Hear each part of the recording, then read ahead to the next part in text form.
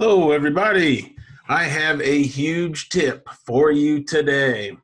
How you can keep more of your income from your job by buying real estate. So let's take a look at this. The key to this concept is depreciation. So normally in real estate, we talk about appreciation, which is the rise in value of the asset. Well, depreciation is a term used by the IRS to describe how they think that a property deteriorates over time and would need replaced. And so the way you figure depreciation, it is an expense that is figured on a Schedule E, is the price paid for that asset divided over 27 and a half years, the lifetime of the asset as the IRS defines it. I don't know why they picked 27 and a half years, but that's what they picked. That's what we'll go with. So if we look at just some really easy round numbers, a $100,000 house divided over the 27 and a half years means that on your taxes, you can write off, there's an expense line for $3,636. So likewise, if you had a $200,000 house over that same amount of time, you would write off double that, $7,272.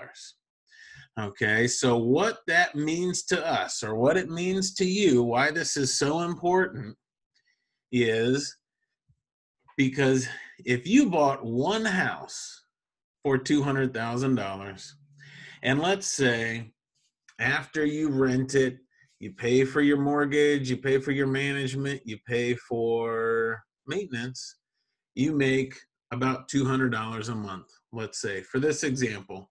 So that means over that year, you are going to make an extra $2,400.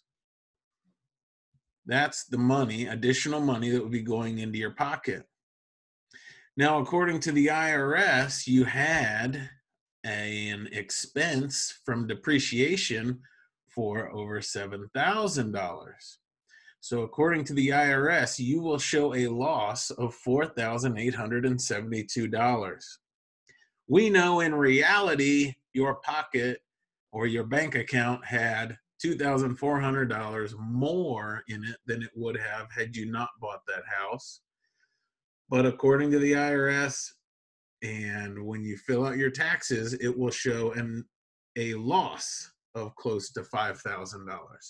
So that means whatever earned income you have or other income you have, the IRS will take that down or reduce that by close to $5,000. That's good. But obviously, if we scale that, we can see that it starts to make a very big difference.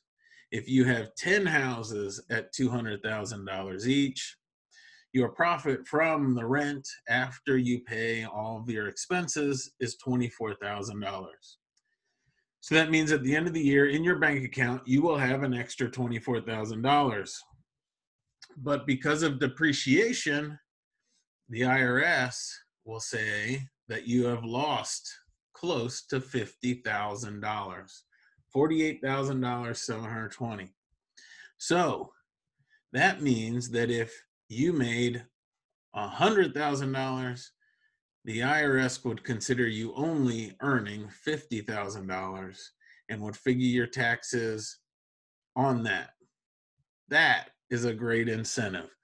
So with real estate, when you buy real estate, you actually get to keep more of the money that you earn outside of real estate. It's a tax shelter. So that's not a trick.